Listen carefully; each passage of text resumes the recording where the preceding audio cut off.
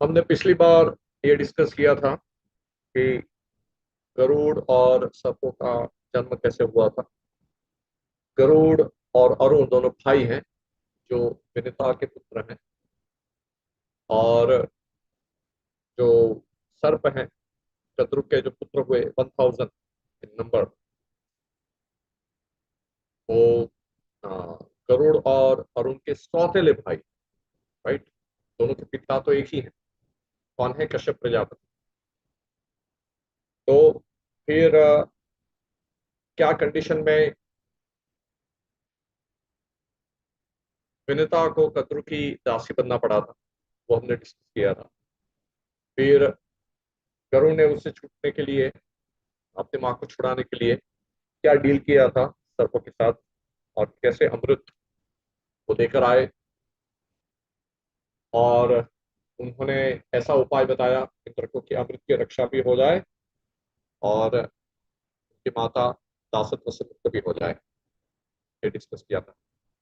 तो वहां उसमें, उस स्टोरी में हमने ये बताया था कि जो उच्च श्रवा की पूंछ को जो काली करना था, उसको निमित्त बना के उस कारण को लेकर जिन्होंने मना किया था, तो कद्रु ने उनको शाप दिया था कि वो भविष्य में होने वाले जन्मेजय के सत्र में मारे जाएंगे। तो आशा है आपको ये सब याद होगा।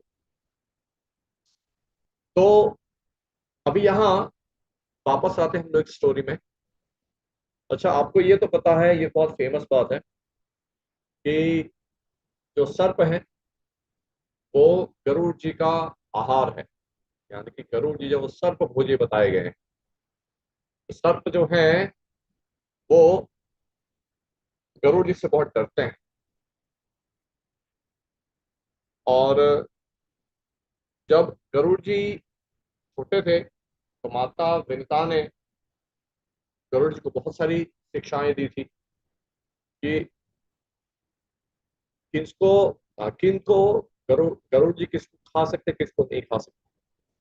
उसको निमित्त बना के वहां माता विनिता जो है वो गरुड़ जी को बहुत ही धर्म की बहुत उत्तम शिक्षाएं देती है। महाभारत में अ, विभिन्न प्रसंगों के माध्यम से धर्म सिखाया गया है। धर्म सिखाया गया है। तो इतिहास तो है ही, महाभारत बहुत बड़ा इतिहास है, एपिक है। और उसमें जो बताई गई जो कहानियां हैं, जो है जो कथाएं जो हैं, वो हैरी पॉटर की तरह फेरी टेल्स नहीं है। ठीक है, वो इतिहास है, ट्रू हिस्ट्री है। उसको एज इट इज एक्सेप्ट करना। तो उन कथानकों के माध्यम से बहुत धर्म, बहुत गूढ़ताओं के साथ बताया गया। बहुत जो धर्म में बहुत सूक्ष्मताएं हैं, तो उन सूक्ष्मताओं के साथ धर्म सिखाया गया महाभारत। बहुत इंटरेस्टिंग वे में बताया गया है। तो विनता ने ब्राह्मणों का महत्व भी उसी प्रसंग में बताया था कि विनता बताती है कि ब्राह्मण का यदि उसका आचरण आदर्श नहीं भी प्रतीत हो, लेकिन वो तीनों संध्याओं में गायत्री करता है, वेदाध्ययन करता है, ऐसे ब्राह्मण को तुम्हें गलती से भी नहीं खाना। क्योंकि गरुड़ जी तो मांस भोजी है, गरुड़ गरुड़ है। ठीक है। इसलिए माता विनिता ने अलर्ट कर दिया गरुड़ जी को, भाई तुम्हें खाना है तो निषादों को खा जाना, हाथियों को खाना, कछुए को खाना, सर्पों को खाना, लेकिन जो द्विज हैं उनको नहीं खाना। और ब्राह्मणों को तो बिल्कुल ही नहीं। वो ब्राह्मण यदि अपने समाज से निर्वासित भी कर दिया गया हो किसी अपराध की वजह से, तो भी ऐसे ब्राह्मण को तुम्हें गलती से भी नहीं खाना। ऐसा ब्राह्मण को जब तुम निकल जाओगे तो तुम्हें डाह उत्पन्न करेगा, जलन उत्पन्न करेगा। तो अर्थात तुम उसको डाइजेस्ट नहीं कर पाओगे। वो उससे तुम्हें बहुत खतरा है। ऐसी इन कथाओं के माध्यम से हमें ब्राह्मणों का महत्व उसमें बताया गया है। और गरुड़ जी की शक्ति वहां बताई गई है।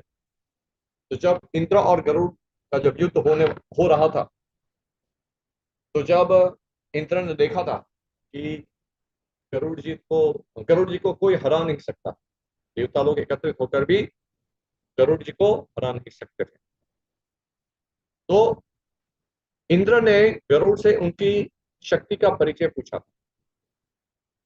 तो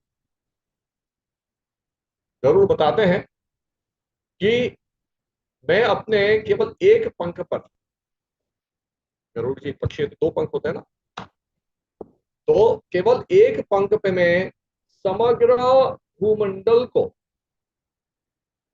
समग्र भूमंडल को पर्वत और समुद्र सहित में उठा सकता हूं। समग्र भूमंडल आप समझ सकते हैं, मैंने आपको पहले बताया समग्र भूमंडल मतलब 65 कोटि योजन, 4 बिलियन माइल्स, इस ब्रह्मांड का डायमीटर है।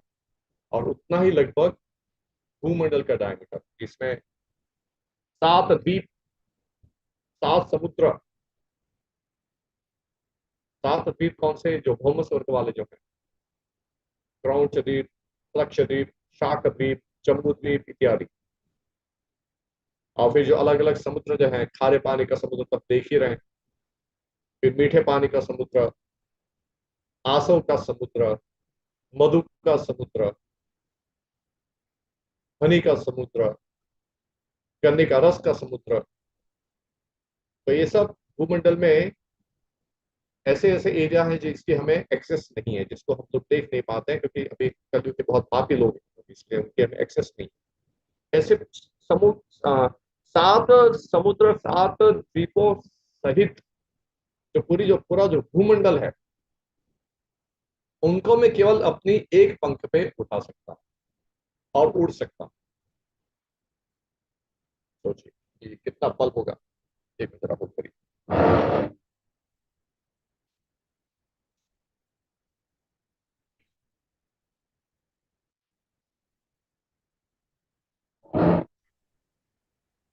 So, Hare Krishna. sir, yes. sir, in the starting you said कि in the Mahabharata, dharma is explained very the secular level. So, will you please explain through each and every story how which part which dharma they are going to explain and all these things with each and every story, the why, because stories are good, interesting, but the stories are giving some lessons. So, would you please tell those lessons also simultaneously? Yes, in fact, that is the purpose of this uh, Yes, classes. yes, yes. It's not, हम लोग यहाँ केवल मनोरंजन के लिए नहीं है। हाँ, कॉन्कमिटेंटली मनोरंजन हो रहा है, वो अच्छी बात है, लेकिन धर्म सीखना मुख्य मुख्य उद्देश्य है। और चूंकि हम लोग महाभारत की जो स्टोरी है वो थोड़ा संक्षेप में ही डिस्कस करने वाले हैं, क्योंकि मैंने आपको बताया था कि यदि डिटेल में डिस्कस करना है तो it will take years, and definitely you will not have that much patience, and we are meeting only once a week। ठीक है, तो इतना डिटेल में तो हम लोग नहीं जा पाएंगे, लेकिन जैसे मैं आपको बताता हूँ कि ये जो मैंने आपको बताया अभी, विनीता जो गरुड़ जी को जो बता रही है, माता जो बता रही है विनीता, तो उसमें जो धर्म की जो बात हो रही है वो ब्राह्मणों की बात होती है, ब्राह्मणों की जो महत्ता है, ब्राह्मण मानव समाज के लिए कितने महत्वपूर्ण है। और यहाँ जो ब्राह्मण की बात हो रही है, वो केवल जन्म से ब्राह्मण की बात नहीं हो रही। ब्राह्मण जो ब्रह्म जानते थे, ब्राह्मण जो ब्रह्म को जानते हैं उसको ब्राह्मण कहते हैं। और ब्रह्म यानी विष्णु, तो जो विष्णु को जानते हैं कि ये भगवान है, और तीनों संध्याओं में गायत्री का पाठ करके, गायत्री का जप करके वो विष्णु को संतुष्ट करते हैं, अपना संध्या वंदन करते हैं, अपने कार्यों से विष्णु को संतुष्ट करते हैं, ऐसे ब्राह्मण की बात। तो माता विनीता बताती है कि ऐसा ब्राह्मण, यदि तुम्हें लगता है कि ये पतित भी हो गया है, ऐसा होता है कभी कभी कि एक्चुअली ब्राह्मण को है ना शूद्राणियों के साथ शादी करने के लिए मना किया गया। जो ब्राह्मण होता है उसको शूद्र स्त्री के साथ विवाह नहीं करना चाहिए। ब्राह्मण ब्राह्मणी के साथ विवाह कर सकता है, क्षत्राणी के साथ विवाह कर सकता है, उच्च कोटि की वैश्य जाति की स्त्री होगी उसके साथ भी विवाह कर सकता है। लेकिन एज अ जनरल रूल ब्राह्मणों को शूद्राणी के साथ विवाह करने के लिए मना किया गया। इसलिए वहां इस कथा के माध्यम से विनता वो भी बताती है कि ब्राह्मणों के लिए क्या वर्जित है, ब्राह्मण को क्या शादी ब्याह के मामले में क्या करना चाहिए क्या नहीं करना चाहिए। तो वो एक बात उसमें आ जाती है।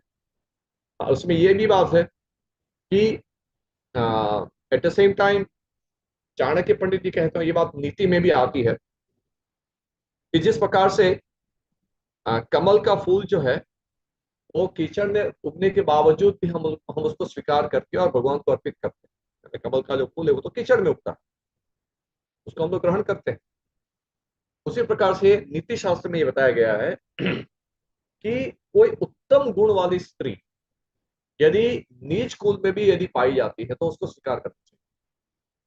ऐसा होता है ना कि कई बार जो कोई स्त्री होती है उसका जन्म अ, पिछले कोई एक तो छोटे पाप की वजह से, छोटा पाप नहीं कोई बड़ा पाप तो हो गया है तभी ऐसे कुल में जन्म होता है, जिसकी वजह से उसको ऐसे नीच कुल में जन्म लेना पड़ता है। लेकिन फिर भी उसके अंदर गुण अच्छे होते हैं, वो सुंदर होती है, सुशील होती है, गुणवती होती है।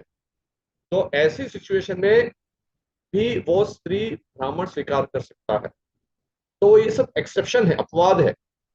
लेकिन एज ए जनरल रूल जो है वो ब्राह्मण शूद्राणी के साथ विवाह नहीं कर सकता। आप बोलते आप पूछेंगे कि इस चीज को इतना ज्यादा महत्व क्यों दिया गया है ऐसी चीजों को महाभारत में। वो इसलिए क्योंकि गृहस्थाश्रम मुख्य आश्रम है ना। हर एक ज्यादातर लोग तो शादी करते हैं और वो विवाह के कारण जो संतान जो पैदा होती है ना, वो संतान वैसे जो पॉपुलेशन जो है वो पूरे समाज का निर्माण करती है। आप जानते हैं इस बात को। इसलिए यदि वर्ण संकर प्रजा पैदा होगी, अवांछनीय प्रजा पैदा होगी, जो अच्छी प्रजा नहीं है, वो क्या हो समाज में उपद्रव मचाएगी। तो ये बात धर्म की वहां आती है। विनीता ये सब चीजें बता रही और भी बहुत सारी चीजें उसमें चर्चा होती है। तो हर चीज को हम लोग यहाँ डिस्कस नहीं कर पाएंगे because of the time constraint. क्योंकि जैसा मैंने आपको पहले बताया था कि महाभारत जो है वो सभी वेदों का सार है। तो वेदों में तो बहुत सारी चीजें बताई है। वेद की व्याख्या में ना पहले बताई थी शायद आपको, वेद यति धर्मम ब्रह्मं च वेद, जो ऐसा शास्त्र जो धर्म और ब्रह्म की व्याख्या करता है, उसकी उसका वर्णन करता है, उसका ज्ञान देता है, उसको वेद कहते हैं। तो धर्म के बारे में तो बहुत सारी चीजें हैं जानने के लिए। लेकिन ये प्रसंग में थोड़ी सी बात हमें देखने को मिलती है। अभी आगे गरुड़ जी जो है उनका एक नाम सुपर्ण भी है, बहुत सुंदर।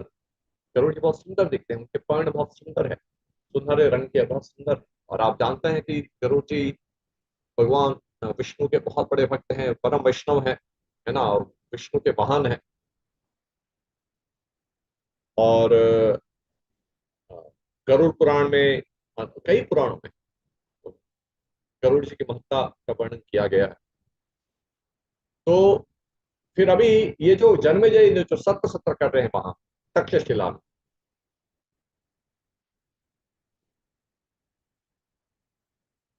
तो चार प्रकार के जो प्रीस्ट होते हैं, ब्रह्मा होता अध्वर्य उद्गाता, जो चार दिशा में बैठते हैं, और उसके साथ सेकेंडरी एंड टर्शरी प्रीस्ट भी होते हैं, जिसका वर्णन उपनिषदों में किया गया है, वेदों में है। तो सब अपने अपनी पोजीशन ले ली और उन्होंने ऐसे ऐसे मंत्र का उच्चारण करना शुरू किया कि जिससे इस ब्रह्मांड के बड़े बड़े सर्प भी उसमें यज्ञ में आहुति बनने के लिए गिर जाएंगे, वहां गिरने के लिए विवश बन जाएंगे। और ये जो सर्पसत्र है, तो उसके लिए उन्होंने काले कपड़े धारण करते थे। देखिए आप सब बैठे यहाँ सेशन में, स्क्रीन के पीछे बिल्कुल दिखाई नहीं दे रहा है। आप जरा अपना वीडियो ऑन करेंगे तो अच्छा लगेगा थोड़ा, है ना। तो वॉलेंटरी है, वॉलेंटरी कंपल्सरी नहीं है, but I'll be more comfortable if you turn on your video on the camera। ठीक है। तो उन्होंने काले वस्त्र धारण करके रखे थे, और उन्होंने उसमें यज्ञ में आहुति देना शुरू किया। अभी ये जो सर्पों की जो जब बात हो रही है, तो इसके साथ पैरेलली इसके बैकग्राउंड में और एक कथा, कि जब सर्पों को ये पता चला कि उनको जन्मेजय के सर्प सत्र में आहुति बनती गिरना है, ठीक है, तो वासुकी बहुत चिंतित हो गए। वासुकी कौन है? सर्पों के राजा। क्योंकि उनका उत्तरदायित्व था समग्र सर्पकुल की रक्षा करना। तो ही गॉट वरीड, बहुत चिंतित रहने लगे। और वासुकी जो है वो देवताओं के सखा भी हैं, क्योंकि वासुकी जो है वो अ, देवताओं का अहित करने वाले व्यक्ति नहीं है, इससे सर्प नहीं है। तो वासुकी बहुत दुखी रहने लगे। तो देवताओं ने ऑब्जर्व किया कि वासुकी आजकल खिन्न रहते हैं, दुखी रहते हैं, क्या कारण है? तो पूछने लगे। वासुकी ने बताया कि इस प्रकार से माता ने माता कद्रु ने शाप दिया, अभी इसका उत्तरदायित्व मेरे ऊपर है, मेरी रिस्पॉन्सिबिलिटी है मेरे कुल की रक्षा करना। तो देवता लोग भी चिंतित हो गए, और देवता लोग वासुकी को लेकर गए ब्रह्मा जी के पास। और वहां देवताओं के कहने से वासुकी ने अपना दुख निवेदन किया। हालांकि ब्रह्मा जी को तो सब पता है, लेकिन फिर भी ब्रह्मा जी सुने शांति से। और ब्रह्मा जी मुस्कुराकर कहने लगे कि इसका उपाय मैंने पहले से सोच कर, शाप का अनुमोदन भी ब्रह्मा जी ने ही किया था। जब कद्रु ने शाप दिया था, आपने पिछली बार मैंने कथा सुनाई थी, आपको याद होगा। तो देवता लोग उस समय हाय हाय करने लगे थे, बहुत ही। देवता लोग जो थे वो हाहाकार मचा दिए कि कैसा शाप दिया, माता अपने पुत्र के प्रति कितनी ऐसे कठोर कैसे हो सकती है। तो उस समय ब्रह्मा जी ने कहा कि लेकिन इसके जो कद्रु ने जो शाप दिया है उसमें मेरा अनुमोदन है, क्योंकि ये सर्प आजकल बहुत संख्या में बढ़ गए हैं और बिना कारण लोगों को डसते रहते हैं, इसलिए उनकी संख्या ब्रह्मांड में से कम करने की आवश्यकता है, जो विषैले जो सर्प है। इसलिए ब्रह्मा जी ने उस समय उस शाप का अनुमोदन किया था। लेकिन एट द सेम टाइम चूंकि ब्रह्मा जो है वो पितामह है ना, पितामह ब्रह्मा, तो उन्हें इसका सोल्यूशन भी सोच कर रखा। इसलिए देवता लोग जब वासुकी को लेकर आए, तो ब्रह्मा जी ने कहा कि इसका सोल्यूशन है।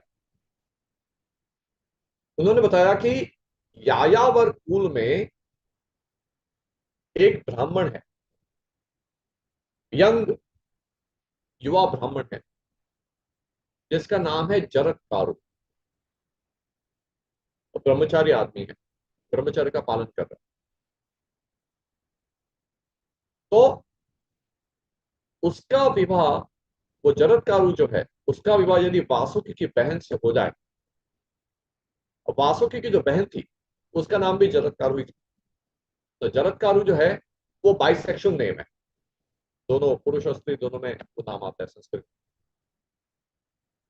तो वो बोले कि यदि यायावर ब्राह्मण जो है उसका विवाह वासुकी की बहन जरत कारू के साथ हो जाएगा, उनसे जो पुत्र जो उत्पन्न होगा वो सर्पों के कुल को बचाएगा। तो हम लोग इसके लिए उद्योग करें। तो अभी तो सोल्यूशन ही चाहिए था, बाकी काम तो वासुकी कर लेंगे। देवताओं ने ब्रह्मा जी से विनती करके सोल्यूशन दिला दिया। इसलिए वासुकी को थोड़ा कुछ कुछ ढांढस बनी उनको, तो कुछ जान में जान आई। अदरवाइज वो पूरी तरह से डिप्रेस हो चुके थे, कोई सोल्यूशन नहीं दिख रहा था।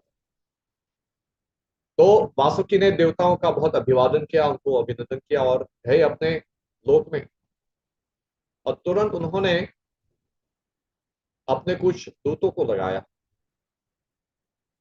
किसको ढूंढने के लिए? यायावर कुल के जो ब्राह्मण है जिसका नाम था जरत्कारु, उसको ढूंढने के लिए उनको नियुक्त किया।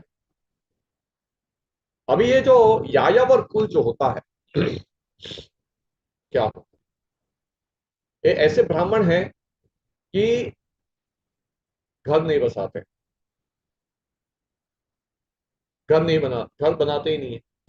सबसे पहले तो तपस्या ही उनका धन है, सांसारिक भोग विलास सब छोड़ चुके हैं। संन्यास नहीं लिया, संन्यास आश्रम नहीं लिया, ऐसे नहीं, लेकिन वैरागी हुए। और एक पेड़ के नीचे एक रात सोते हैं बस, दूसरे दिन दूसरे के चले जाते हैं। तो इस प्रकार से ये यायावर कुल के जो ब्राह्मण होते हैं वो इस प्रकार के व्रत का पालन करते हैं। तो ये जो चरणकारु ऋषि जो थे बहुत यंग थे, वो वेरी यंग। तो वही एक सोल्यूशन था अभी, इसलिए वासुकी ने उनको ढूंढने के लिए अपने दूतों को लगा दिया। अभी इसके कुछ समय पहले ये जो घटना घटी, उसके पहले जब ब्रह्मा जी के पास गए थे वासुकी इत्यादि, उसके पहले क्या हो रहा था? उसके साथ साथ वहां कुछ भी लोग थे।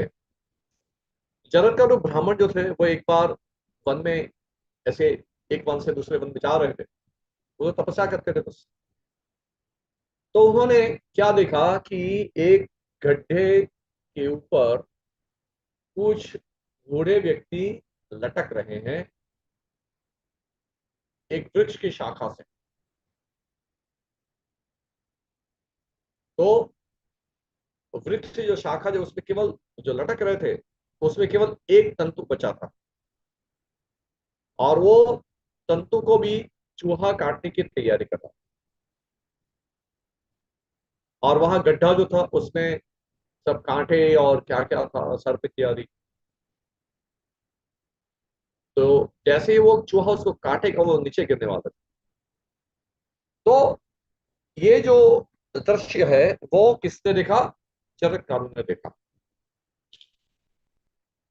चरत्कारु देखकर उसका हृदय द्रवित हो गया। ब्राह्मण है, ब्राह्मण दयालु होते हैं। ब्राह्मण का स्वभाव कभी कभी दुखी भी होता है।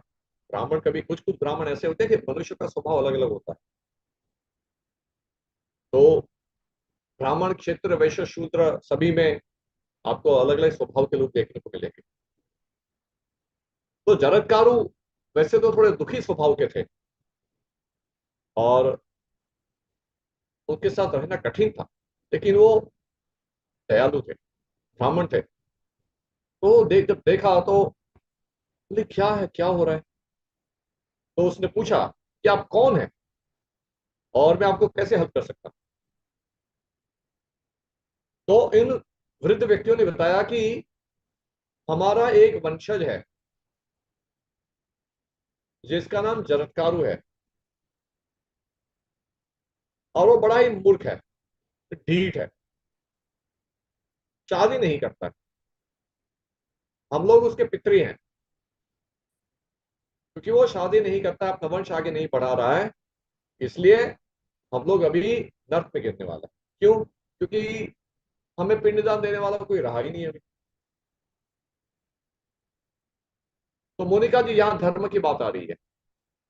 जो श्राद्ध पक्ष होता है ना, हर साल जो श्राद्ध पक्ष आता है, वो श्राद्ध पक्ष में पिंडदान करना, श्राद्ध करना चाहिए। पिंडदान तो एक बार होता है जब वो मरण होता है Okay. तभी। लेकिन यहाँ बात हो रही श्राद्ध, बोले कोई श्राद्ध करने वाला नहीं है। तो जब पितृपक्ष आता है उसको श्राद्ध पक्ष बोलते हैं। तो उसे हमें पितरों का श्राद्ध करना चाहिए। हम वैष्णव है तो वैष्णव लोग जो हैं वो वैष्णव विधि से पक्ष करते हैं, लेकिन जो गृहस्थ वैष्णव है उन सबको वैष्णव विधि से श्राद्ध करना चाहिए। कर्मकांडी लोग कर्मकांडी तरीके से करते हैं, लेकिन करना चाहिए। तो ये पितरों ने इस प्रकार से उनको बताया। पितरों को तो पता था कि ये तो जरत्कारु ही है, फिर भी वो इस प्रकार से उसकी बता रहे थे, अपना दुख बता रहे, अपना डिस्प्लेजर। वो नाराज थे ना पितृ लोग, और गिरने वाले थे अभी, तो बता रहे। अच्छा, यहाँ ये जो दृश्य जो देख रहे हैं जरत्कारू, पृथ्वी लोक पे देख रहे हैं, ठीक है। किसको देख रहे हैं? अपने पुत्र को देख रहे हैं। और वहां एक बहुत बड़ा गड्ढा दिखाई दे रहा है हमको। तो ये जो पूरा जो सीन जो उनको दिखाई दे रहा है ना, वो पूरा पितृलोक से प्रोजेक्शन हो रहा है। तो जो पितृलोक जो होते हैं ना, वो उनके पास इस प्रकार की सिद्धि होती है, शक्ति होती है। वो अपने वंशजों को किसी भी प्रकार से, या तो सपने में आकर, या तो फिर एक्चुअल, इवन जागृत अवस्था में भी पितृलोक का से वहां से प्रोजेक्शन करके दिखा सकते हैं उसकी क्या स्थिति है, ठीक है। तो जब जरत्कार ने दृश्य देखा, तो महाभारत में ऐसे वर्णन नहीं आते कि वो सपने में देखा, उन्होंने जागृत अवस्था में देखा ये सब। हमें भी कभी कभी पितृ एक्चुअली सपने में आते हैं, हम लोग उसको आइडेंटिफाई नहीं करता।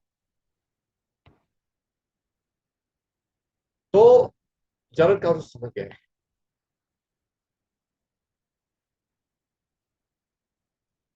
पितरों ने तो स्पष्ट बताया कि हम चाहते हैं कि जरत्कार जो है वो विवाह कर ले और पुत्र उत्पन्न करे, ताकि हमारा हमें श्राद्ध देने वाला कोई व्यक्ति रहे और ये वंश आगे बढ़े।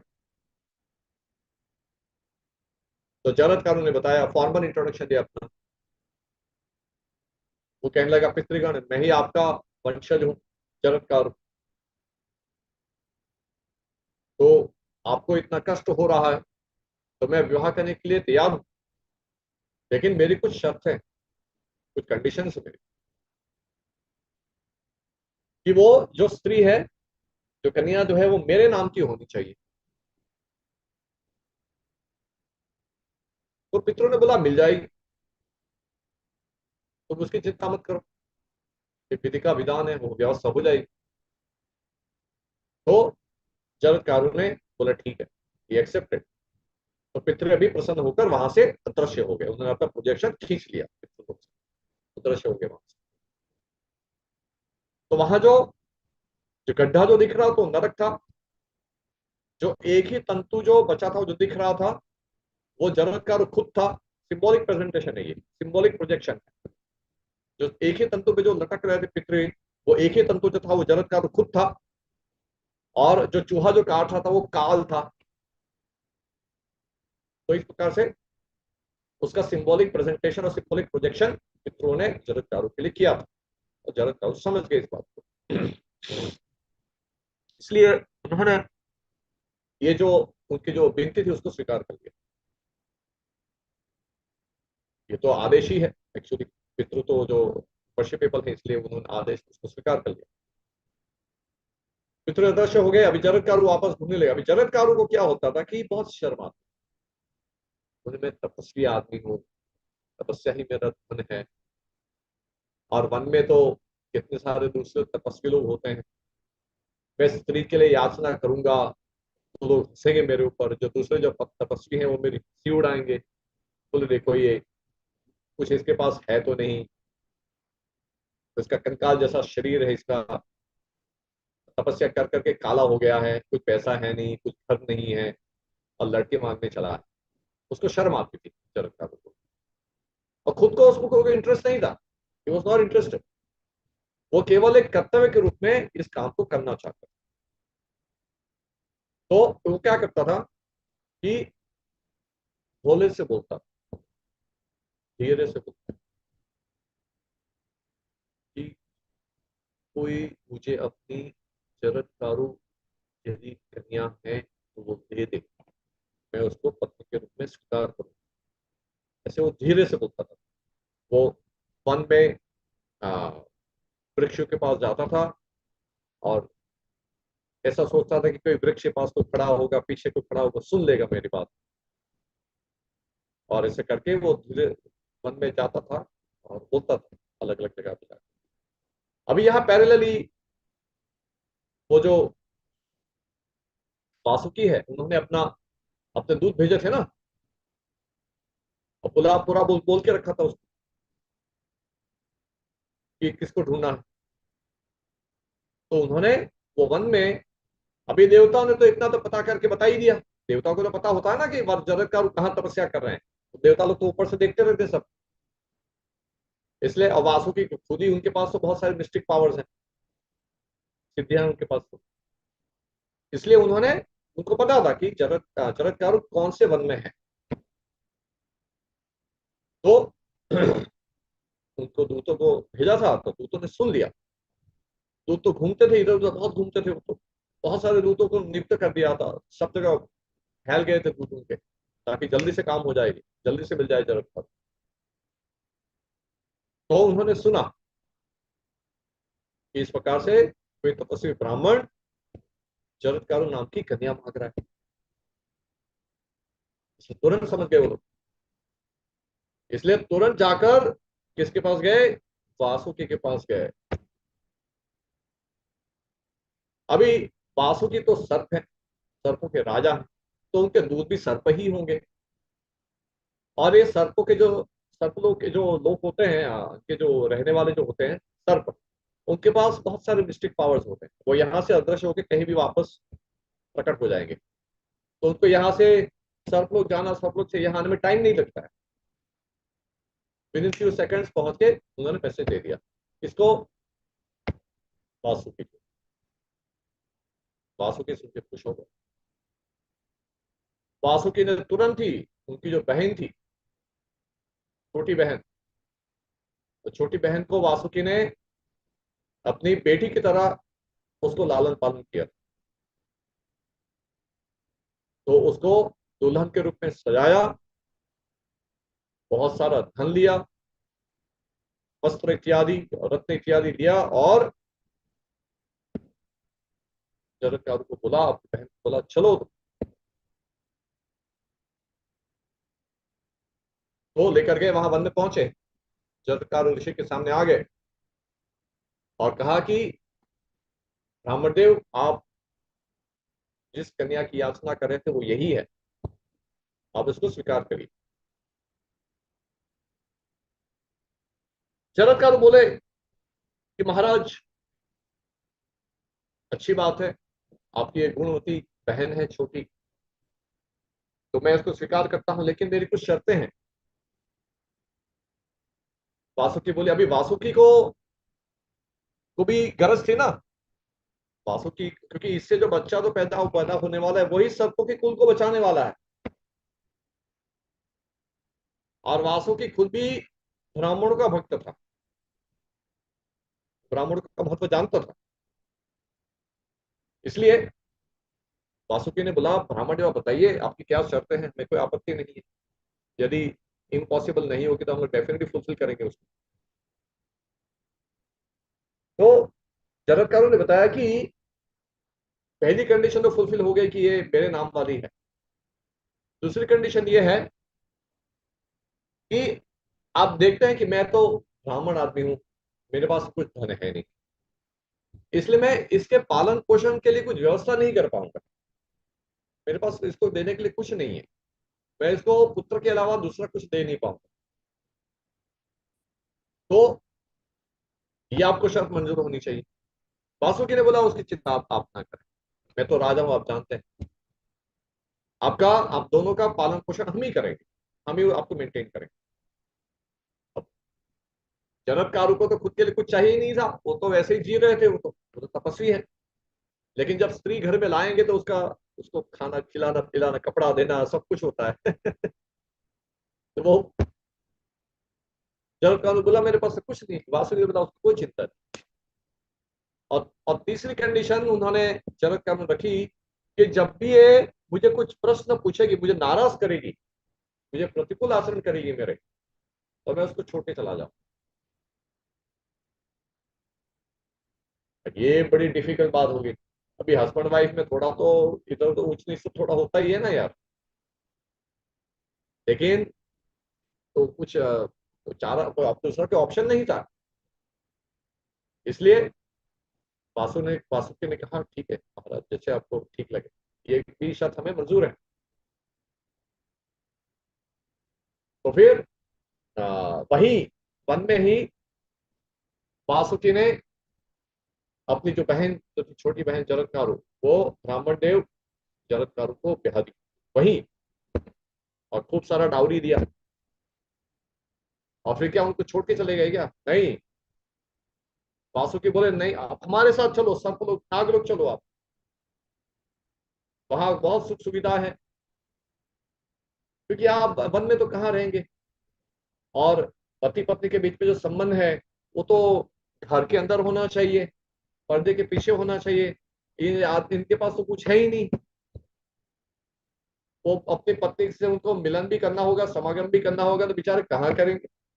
उनको तो दूसरे तपस्वियों का डर लगता रहता है, बच्चा कैसे पैदा होगा, तो सर्पों को बचाएगा कौन?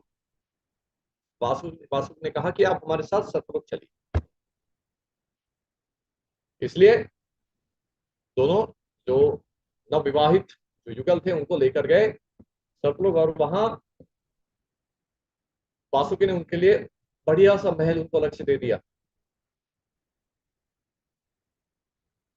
जरत्कारु ऋषि को कुछ भी इंटरेस्ट, वो लीस्ट इंटरेस्ट। वहां नागलोक में जाने के बाद भी वो अपनी ही तपस्या करते थे। वो नागलोक में भी वहां तो बहुत सारे सुंदर वन इत्यादि हैं, तो वो वहां तपस्या करते थे। और ऑफ कोर्स अपनी पत्नी के साथ उनको जो जो शर्त थी उनको, कि उनको इधर यहाँ जरत्कारु ब्राह्मण को अपने पितरों का उद्धार करना था, और यहाँ वासुकी को अपने कुल को बचाना था। दोनों की अपनी अपनी गर्ज थी, दोनों को अपने अपने काम थे, पर्पस थे। तो जरत्कारु जो ऋषि थे वो अपनी पत्नी के साथ विहार भी करते थे, रहते थे, उसके साथ समय बिताते थे, और बाकी का समय तपस्या करते थे। तो क्या हुआ कि एक बार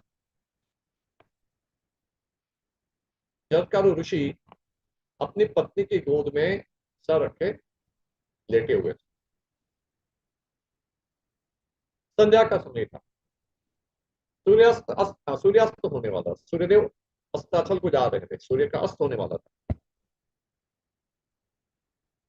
तो जरत्कारु जो पत्नी थी उसने वो सोच में पड़ गई, क्योंकि उसकी गोद में सर रखे जरत्कारु ऋषि जो उसके पति देव हैं वो सो रहे थे, लेटे हुए थे। उसको पता नहीं है जगह है, सोए हैं, तो आंख बंद थी, लेटे हुए थे। अभी वो दुविधा में पड़ गई, उधेड़बुन में पड़ गई, जगाऊं कि नहीं जगाऊं, क्योंकि जो जरत्कारु जो ब्राह्मण थे बड़ा दुखी स्वभाव था, कई बार छोटी छोटी चीजों में नाराज हो जाते, हो गए। तो अभी तक तो एक भी बार नाराज नहीं किया। अभी तक तो जरत्कारु ने, जो वासु की बहन जो थी, उसने अपने पति को नाराज करने का एक भी अवसर अभी तक ऐसा उपस्थित नहीं होने दिया। अभी एक पहली बार ऐसा अवसर आया, वो दुविधा में पड़ गई, क्या करूं, जगाऊं कि नहीं जगाऊं। जगा दूं, यदि नाराज हो गए तो छोड़ के चले जाएंगे, तो क्या होगा फिर, मेरे कुल का क्या होगा। क्योंकि जरत्कारु जो स्त्री थी वो बहुत ही गुणवती थी, बहुत ही उत्तम कोटि की लड़की थी, वो कन्या थी, तो अपने कुल को बचाना चाहती थी वो।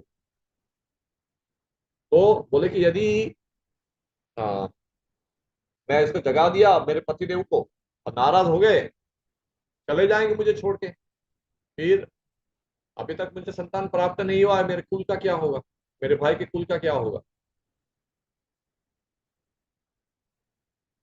और यदि नहीं जगाऊंगी तो उनके धर्म का लोप होगा, क्योंकि संध्या के समय सो नहीं सकते। तो मोनिका जी धर्म का दूसरा पॉइंट इसमें, ठीक है, ऐसे कई पॉइंट आते रहेंगे कि संध्या के समय आप सो नहीं सकते। संध्या कौन सी होती है? 3 संध्या होती है।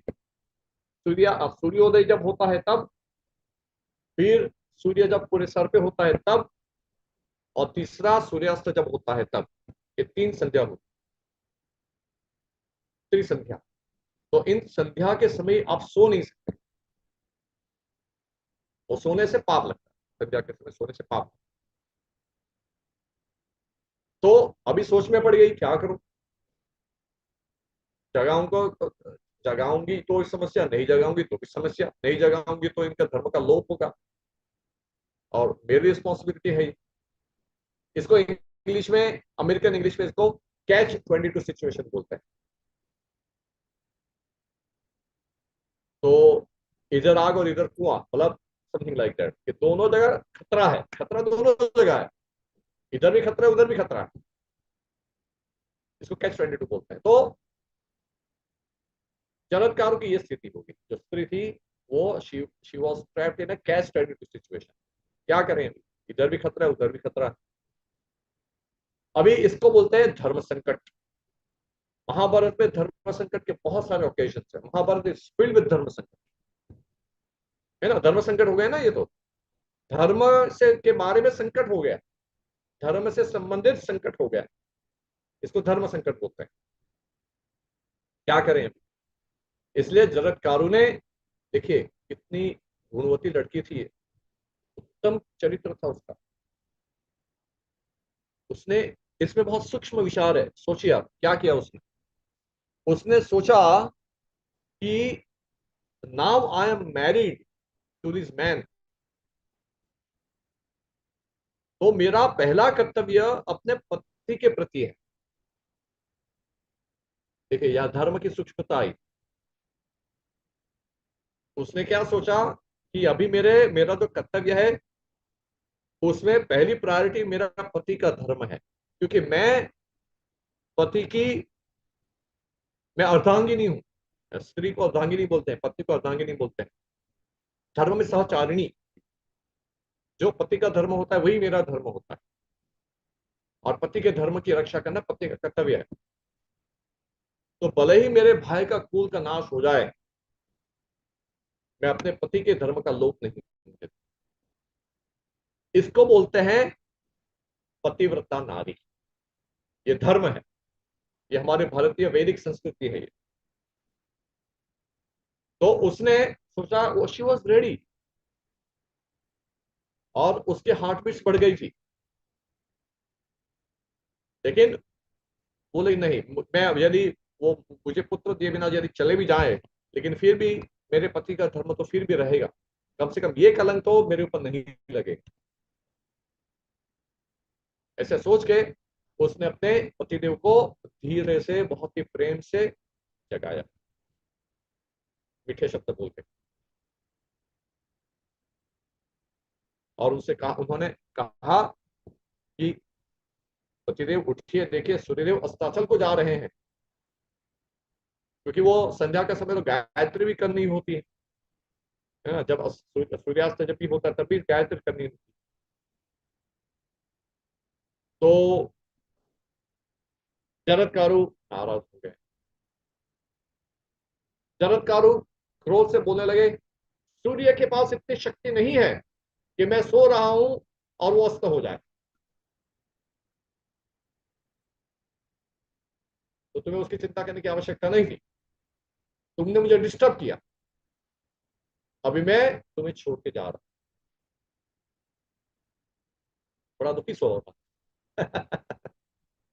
लेकिन एक्चुअली वो बाहर से ऐसा लगता है, लेकिन अंदर से कुछ रहस्य था, उसको बता दो मैं। तो ये सुनकर जो उनकी पत्नी थी जरत्कारु, वो बहुत दुखी हो गई। तो रेडी थी, पता था उसको कि कुछ तो गड़बड़ होने वाली है। लेकिन अभी समस्या क्या हो गई कि उसने जो पहले एंटिसिपेट किया था, तो पता था कि शायद ऐसा भी हो सकता है कि वो छोड़ के चले जाएं, तो फिर मेरे भाई का कुल तो समाप्त हो जाएगा, क्योंकि शत्रु का शाप है। तो जरत्कारु जो स्त्री थी वो अपने पति के चरण में गिर गई और रोने बिलखने लगी। वो बोली कि पतिदेव, आपने अभी तक पुत्र तो दिया नहीं मुझे, मैं किसके सहारे जीऊंगी। आप तो जाए हुए छोड़ के, मैं किसके सहारे जीऊंगी, और मेरे भाई के खून का क्या। तो जरत्कारु थोड़ा मुस्कुरा के बोले कि देवी, तुम्हारे गर्भ में मेरा पुत्र है। क्योंकि विहार तो किया था उन्होंने, समागम तो किया था, लेकिन जरत्कारु जो स्त्री थी उसको पता नहीं था। तो जरत्कारु ऋषि ने उनको बताया कि तुम्हारे गर्भ में मेरा पुत्र है, पुत्र अस्ति। उन्होंने ऐसा बोला, पुत्र अस्ति, कि तुम्हारे घर में मेरा पुत्र है। ये सुनकर जरत्कारु को कुछ आराम मिला, कुछ तो रिलीफ हुई। ये दुख था कि पति छोड़ के जा रहे हैं, because she was attached. Of course हर एक पत्नी जो है अपने पति से आसक्त हो ही जाती है, क्योंकि सेवा करती है, सेवा करने से आसक्ति हो ही जाती है।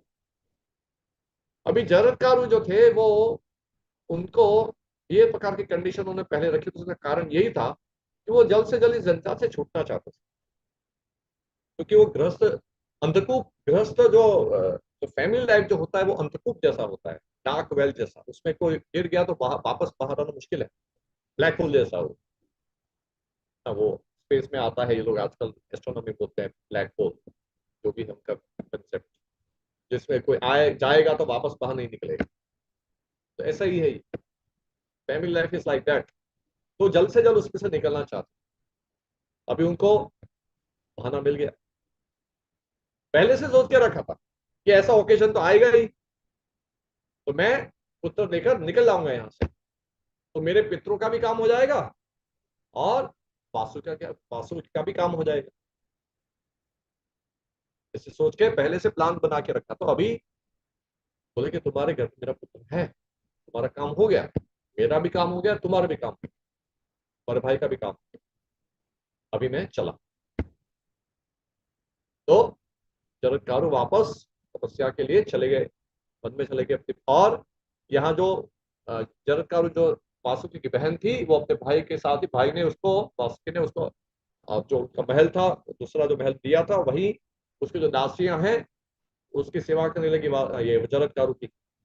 और अपनी बहन को उसने पहले से ज्यादा ध्यान रखने लगा वासुकी अभी। क्यों? क्योंकि उसके घर पे भी जो पुत्र पल रहा है वो पूरे समग्र सर्पों के कुल को बचाने वाला, कितना इंपॉर्टेंट कैरेक्टर है। The whole dynasty was going to be saved by his own भांजा। भांजा हुआ ना, ये तो जरत्कारु उनकी बहन थी तो उनका पुत्र भांजा हुआ। तो वासुकी बहुत ही अच्छे से उसकी देखभाल करते थे, कुछ भी तकलीफ नहीं होने देते अपनी बहन को, बिल्कुल भी नहीं। कभी दासियां उसकी सेवा में लग गए थे। और वहां जैसे शुक्ल पक्ष का चंद्रमा जैसे धीरे धीरे बढ़ता है, उसी प्रकार से जरत्कारु के गर्भ में वो पुत्र बढ़ने लगा। और चूंकि जरत्कारु जो ब्राह्मण थे वो बोल के गए थे पुत्र अस्ति, इसलिए उस पुत्र का नाम हुआ आस्तिक। तो क्या नाम हुआ? आस्तिक। और वो इतना तेजस्वी था कि उसके जरत्कारु के गर्भ में आने के बाद जरत्कारु का तेज बढ़ गया, उसकी आभा बढ़ गई, एफलजेंट लिखने लगी, उसके शरीर से प्रकाश निकलता था, जरत्कारु के शरीर से। किसकी वजह से? बच्चे की वजह से। तो इतना पावरफुल, इतना तेजस्वी बच्चा था। तो ये देखकर जो वासुकी थे बहुत प्रसन्न हुए। फिर आस्तिक का जन्म हुआ। आस्तिक का जन्म हुआ और वासुकी ने सब जो उसके जो संस्कार थे पूरे वही करवाए। सतलोक में ही वासुकी ने सब संस्कार, उत्तम कोटि के ब्राह्मण को बुला के वेद पाठ करा के उसके सब संस्कार संपन्न कराए थे। उसे शिक्षा भी कराई, वेद वेदाध्ययन करवाया, सब कुछ मामा ने करवाया। ठीक है, तो उसके बाद आगे आगे क्या होता है वो अगले सैटरडे।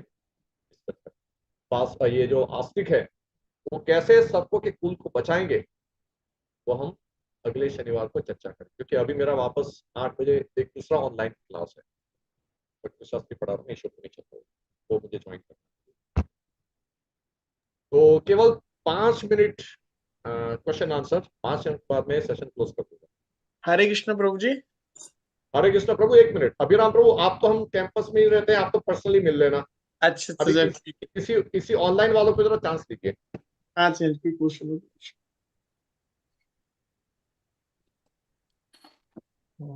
हरे कृष्णा प्रभु जी, दंडवत प्रणाम। हरे कृष्णा प्रभु। प्रभु जी, जरकारी जो है ऋषि, ये तो ब्राह्मण था और मनुष्य था प्रभु जी। हम्म और वासुकी की जो बहन है, तो वो प्रभु जी हम्म सर्प थी या वो भी मनुष्य रूप में आ गई थी जो है शादी के समय? हम्म, हाँ हाँ, क्योंकि वो तो कोई भी रूप धारण कर सकते हैं ना वो लोग तो। और दूसरा ये कि देखिए, ऐसा नहीं कि कोई भी जो सर्पिणी है वो मनुष्य रूप में आएगी तो कोई भी पुरुष उसके साथ समागम कर सकता है शादी करके, ऐसा नहीं है। लेकिन जरत्कारु बहुत तेजस्वी ब्राह्मण थे, वो साधारण ब्राह्मण नहीं थे, असाधारण मनुष्य नहीं थे वो।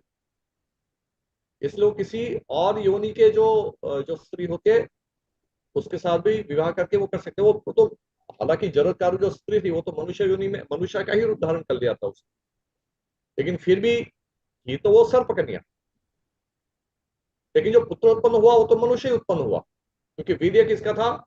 जरत्कारु ब्राह्मण का। तो उनके पास बहुत दिव्य शक्ति थी, ब्रह्म तेज था उनके पास, ब्रह्म तेज, तो वो उस प्रकार से कर सकते थे। थैंक यू वेरी मच प्रभु जी, दंडवत प्रणाम। हरे कृष्ण। हरे कृष्णा प्रभु, दंड प्रणाम प्रभु। प्रणाम प्रभु जी।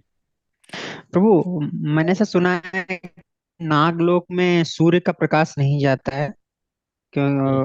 शायद ऐसा भी है, भागवत में आता हाँ, है। वहां के नागमणि नागलोक नागमणि में से सूर्य का प्रकाशित होते हैं। यस। तो प्रभु ये संध्या वाला फिर कैसे हुआ प्रभु? वहां तो इट डजंट ये जब मैटर, वहां चले गए थे। It doesn't matter, it doesn't matter. Sandhya जो है उसका संध्या तो वेला तो है ही ना, सूर्यास्त हो रहा है या नहीं हो हाँ रहा है, प्रभु। संध्या जो है। अभी दूसरा आपको ये भी समझना है कि जरूरी नहीं है कि वो लोग नागलोक में उस समय बैठे हुए हैं, क्योंकि बिहार तो वो लोग पृथ्वी लोक पे आकर हम्म। ये जो इनके जो रिसोर्ट हैं वो तो कई जगह पे होते हैं। जैसे वासुकी है, उनके कई ठिकाने अच्छा भूमंडल में भी है, वो आपने फिफ्थ कैंटो में पढ़ा होगा, अच्छा है ना। तो अच्छा। वो महाभारत में वो एड्रेस नहीं दिया कि वो उस समय नागलोक में थे या भूमंडल में थे, लेकिन क्लियरली वहां जरत्कारु जो है वो बताती कि देखो सूर्यदेव अस्ताचल को जा रहे, तो उससे हम लोग अनुमान लगा सकते हैं कि वो उस समय कहीं भूमंडल में बैठे होंगे उस समय। अच्छा प्रभु, ऐसा भी पॉसिबल है। ठीक है। हाँ। पॉसिबल है। Hare Krishna. Sir, yes. is there any specific reason कि we should not sleep during afternoon, Sandhya time? Afternoon, हाँ, generally people sleep. नहीं नहीं, आफ्टरनून इसमें क्या है, एक तो आफ्टरनून मतलब आप यहाँ नून की बात कर रहे हो, नून के समय नहीं सोना। So generally people sleep. I'm talking about Noon me. Time जो, देखिए मोनिका जी, नून टाइम जो होता है ना, Mhm. जैसे 12 से 1:30 बजे का जो बीच का जो पीरियड होता है, Mhm. उस समय आइडियली सोना नहीं चाहिए। What's the आप ये reason behind it? रीजन उसका ये है कि उस समय जो द्विज लोग होते हैं वो सूर्य की उपासना करते हैं, यानी कि सूर्य को नमस्कार करते हैं, और जो मंत्र जो जो लोग द्विज हैं वो लोग गायत्री का जप करते हैं। तो गायत्री जो है वो सूर्य नारायण की पूजा है। Gayatri Gayatri, Om Bhurbhuva Swa. तो सूर्य नहीं, मंडल नारायण जो, sir, excuse me, sir, why that specific time is there for to do the Surya Puja? Like early morning is clear when it is rising, it when it is setting, that is fine, it's clear that it is going. So we do that. But why that afternoon timing specified? क्योंकि क्योंकि जो afternoon afternoon नहीं, नून time बोल रहा हूँ मैं, फिर से बोल रहा हूँ, हाँ, जो नून noon, टाइम noon. जो नून टाइम होता है उस समय सूर्य का प्रकाश सबसे ज्यादा होता है आकाश। Hmm. नून टाइम की जो गर्मी होती है, जो जो सूर्य का जो प्रकाश होता है वो सबसे ज्यादा होता है, इसलिए 3 संध्या बताई गई है। लेकिन आपको एक बात बताता हूं, जो ब्राह्मण दो दोपहर वाली संध्या यदि नहीं भी कर पाते ना तो वो चल जाता है। इसलिए आप देखेंगे कई बार शास्त्रों में, महाभारत में भी 2 संध्याओं में गायत्री करने की बात हुई है, सुबह और शाम। आइडियली 3, सबसे अच्छा है कि 3 संध्या कर। यदि कोई व्यक्ति दोपहर वाली संध्या नहीं कर सकता है तो सुबह और शाम वाली संध्या तो उसको मिनिमम करनी ही है। ठीक है।